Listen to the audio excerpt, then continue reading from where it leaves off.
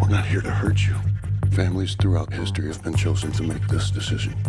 Your family must choose to willingly sacrifice one of the three of you to prevent the apocalypse. M. Night Shyamalan has a new film, Knock at the Cabin, where a gay couple and their daughter are taken hostage by four strangers who demand a blood sacrifice. It's all a little too deadly serious for my taste, but it has some nice moments and works as a straightforward thriller. Aren't you tired of the same old boring lives? Let's go to the Super Bowl. The Super Bowl is no place for four old women. This could be Tom's last one. He's almost 40. That's like 80 in people years. Yeah, we're 80 in people years. 80 for Brady finds Lily Tomlin, Sally Field, Rita Moreno, and Jane Fonda going to the Super Bowl to see their favorite player, Tom Brady. They have some mild hijinks along the way in this amusing but sweet comedy that coasts by on the charm of its leading ladies. You go from town to town pretending to be a plague of rats, and you get me loads of cash, right? It's all a big swindle! The amazing Maurice tells the story of a talking cat who teams up with some talking rats and a few humans in a fight to take down the Rat King. It's a meta fairy tale that has some nice humor and a very good voice cast of acclaimed British actors. It's a nice little surprise of a movie. Ah, Maurice! Amazing, Maurice. And that's what's new this week at the movies. I'm Sean McBride, the movie guy.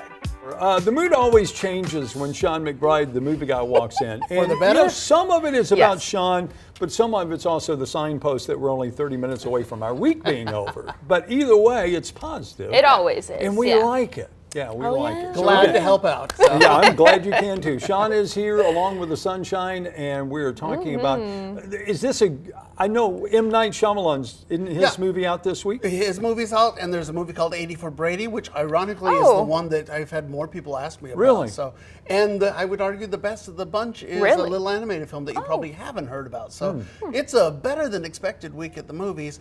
I'm not going to say anything's a slam dunk. I mean, next week we have Magic Mike. The week after that we have Ant-Man and the Wasp. I mean, we have a bunch of really big films coming down. This is not quite on that level, but some pretty good films. Yeah, but it's satisfying until those get here, Exactly. right? So Right. let's jump right in. Okay. And I always like to do this to Sean. Sometimes I'll say pick the worst one and start there, sometimes the best one. Today, No wonder we didn't see you it. tell me where you would like to start and what you think would be the Let's, place to since you start. brought it up, we'll talk about Knock at the Cabin, which is based on a book, Cabin at the End of the World. I forget what that is. I haven't read the book, and all I really knew about this movie before going in, because it's an M. Night Shyamalan movie, you don't want to know anything about it. But a lot of people were saying, oh, this varies, that changes the plot from the book. I can't tell you if that's true or not, but fans of the book may be a little disappointed because of that. princess or someone This is else an interesting you are in film. love I with who think might be Shyamalan is a impressed by really good your career? craftsman. He reminds me a lot of what Hitchcock did in his movies. He knows how to too tell a bad. story. He knows how Otherwise, you to and I really control might his have been cameras losing. and keep the could tension my up. having someone else I mean I'm prefer, I'll be right for quite you? honest with you, I prefer my Not horror movies to have a complications. little more of a Every lighter story tone needs at them. times, just to vary the tension. This is a very straightforward doing movie, this but for the idea that someone you else. have it's a gay couple and their daughter, they're at a cabin, and these four people show up, based on two steps particular, and they say, look, I need one of you guys Since there to isn't kill anyone else, another one, because we need a blood not that sacrifice girl. because the apocalypse is coming, and this is the only thing that will stave off the end of the world. Melissa, this And so it isn't some becomes a question of, story. okay, are these guys crazy? Are they homophobic? everyone's been What's trying to going tell on you. here? We're not going to spoil anything more than what you can see in the Listen, trailers there. Orphan And I'd Boy argue was the trailer probably a gives away changeling perhaps a little variant. too That's much. why you can play But amazing it's an music. interesting I'll tell you something. tension exercise, I and I know think about that real works life. very I well. know people Shyamalan think is very I'm good at making silly, these type but of you know movies. what? He is still burdened by that idea that you have to have a twist If you ending, don't turn you know, your because life of his into a early story, success. you And I become don't part think of there's someone a, else's there's an story. interesting decision at the end, but it's not really a twist. Yeah. And so super fans of his may still be a little disappointed that there's no big twist at the end. But I think as far as a straightforward horror thriller, I think it's pretty good. And technically, the craftsmanship I think is really, really good. Tonally, I'm not a huge fan of this movie, if I'm being honest. Like I said, I like my horror thrillers to have a little more variance in the emotional. Well, I think it's interesting that you point out Alfred Hitchcock and the fact that, you know, to me that's good, because M. Night Shyamalan, unlike other directors, has not tried to do something different. I mean, pretty much all his career, he has done the same genre, the same type of movie. It's only about how he twisted it and where he twisted it likes- who he was twisting. He likes making big swing pictures in genre, and I Right. think he does them very well. So, but you're right. You're talking about who he, Dave Bautista in this thing. This is a guy that we don't think of being a really good actor. I think this movie fails without him. I think he is really good. Really? here. So fans of his may want to check it out as well. Yeah, and again, if you're an M. Night fan, you're going to go Yeah. see this Yeah. no matter what because, Absolutely. he serves his purpose in the industry. All right, so moving from there. So the other one that people have really been talking to me about is a film called 80 for Brady, which is a comedy based on a real event of these four women. They bonded when one of the characters was going through chemotherapy, and they'd all get together and they'd watch the New England Patriots. And they figure, oh, look, we should all get together, go to the Super Bowl, support our favorite team and our favorite player. And then they have hijinks along the way. Look, this is not a great comedy by any means. There's no really laugh out loud funny moments here. But look at that cast. I mean, Yeah. it's Sally Field, it's Jane Fonda, it's Rita Moreno, it's Lily Tomlin. And they're showing up, and these are four old pros who really know how to tell a joke, have some funny, mild adventures along the way. A lot of, we won't call it girl power, we'll call it granny power, but friendship, questions. I think it's really quite sweet. And Tom Brady is an executive producer here, and so he makes an appearance. Several of his teammates are in this show. And the NFL is it's kind of a promotion for the NFL. Oh, I can only Yeah. imagine. Yeah, for sure. This exists in a world without CTE, without medical emergencies, without any scandals. Yeah. It's a world where, four fans would go hang out with NFL players, and they'd be more than happy to spend all their time with them. Not believable in a second. And look, quite frankly, not genuinely funny, not laugh out loud funny, Right. but sweet. And just coasting by on the excessive charm on the star power. yeah, exactly. right. And I think it's very enjoyable for that reason alone. I liked it. I didn't. But love it. again, to me, it's interesting. This is like appealing to people of a certain age, for sure. I mean, there are a lot of people who have no clue who those four people are. Well, Yeah. those people are wrong, but okay. Well, you may think so because you're getting close to that certain age. I Hey, beg your no, I pardon. think those people are wrong too.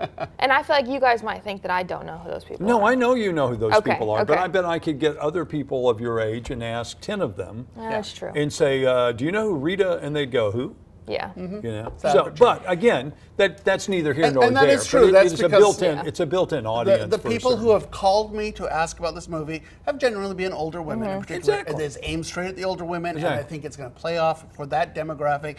They're going to be very happy with it, and their 20-something-year-old grandkids probably not. Why am I seeing this as somebody who saw one of those buddy movies with women? What's the one where they go to the bridal party and they get on the Bridezillas? plane? Oh, Bridesmaids. Yeah, Bridesmaids. Yeah. And somebody went, what if we took Bridesmaids and we And just turned made it it into a little something for an older? older generation Yeah, it instead? could be. And Well, we it certainly, tone it down. yeah, it certainly has the friendship theme Yeah. strong here. So. Right, no doubt. I No, thought that was a joke, that whole movie. Like, I saw it on a commercial one day, and I'm like, oh, I thought it was a promo for the NFL, just saying, Yeah, like, well, 80 it for is. Brady. Yeah, exactly. So. It is. Perfect week for him to Yeah. retire. 'Cause- exactly. It really was. Hey, no planning going on there. Yeah. No football this weekend. Now you have an option. There for you football. go. All right, so one left. And the other one is The Amazing Maurice, which I was surprised. This is a film based on a book by Terry Pratchett. You may know him. He's the co-writer of Good Omens and some science fiction fantasy stuff. Look, it's also from the co-writer of Shrek. And it has that feel to it. It's very meta. They're always breaking the fourth wall and talking directly to the audience. And basically, it's set in this world where there's a talking cat and a bunch of talking rats. And they have this scam where they'll go into villages and they'll say, "Ooh, you got to be careful about the plague. The rats come in and give you the plague." Well, the rats are in on this, and they show up, and the villagers all freak out, and they give the cat and the rat and their one human guy who's playing the Pied Piper to give them some money to get the rats out of the way here. And then they run into a real problem with the Rat King is the big bad. Oh. This got an amazing English voice actor cast, just really good stuff. There's Hugh Laurie in particular playing the amazing Maurice. It's kind of fun. Like I said, it's got that Shrek vibe to it. I hadn't really heard a lot about it, but it's going into theaters this weekend, and it's a lot of fun. Do you like this type of animation? Yeah. I mean, to me, it's like they borrowed from stop action Yeah. to some degree when they make this kind of animation Yeah. because it's got depth. Right, right. You know, when Yeah. you look at it, it's not the flat. I like it. I Right. do. Yeah. When I do see it. too. It's I think computer generated, but intriguing. it still gives them plenty of options Yeah. for expressive stuff, and then obviously you can do all the pratfalls and stuff like that. So. As that person of a certain generation we were mentioning before, I've seen a lot of this with grandkids. I know my animation. There you go. Knows it No well. doubt. No doubt about This that. is, I will argue, The Amazing Maurice is my favorite film of the Oh, week. there you go. And Okay. it's only because the other ones came with preconceived expectations. Sure. Oh, yeah. And they kind of lived up to those expectations, but didn't really exceed or fall short of. This one I didn't really know anything about. I thought, oh, this is quite adorable. Yeah. And you'll like this. It's like an hour and a half. Oh, even better. Oh. I can Short sleep and for sweet. 45, wake up and go, wasn't that great? All of so this yeah, week's sounds movies, good. you could see all 3 of this week's movies in succession in one evening. It's kind of nice to not have 3.5-hour movies. Yeah. Oh, what the sold. Anything streaming of note?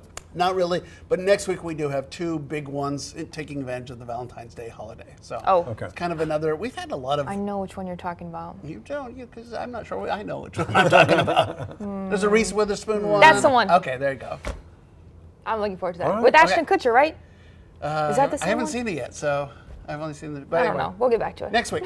Yeah, if you can't wait for Ashton Kutcher, you can see him on that 90s show now. Yeah. Yeah. Yeah, streaming. It is 20 away from the top of the hour. Of course, Sean McBride drops by every Friday. We talk entertainment here on the morning show. Still to come, we're going to catch up on what's happening in your forecast. If you've been looking forward to sunshine, look no more. It is yeah. here. We'll tell you all about it next.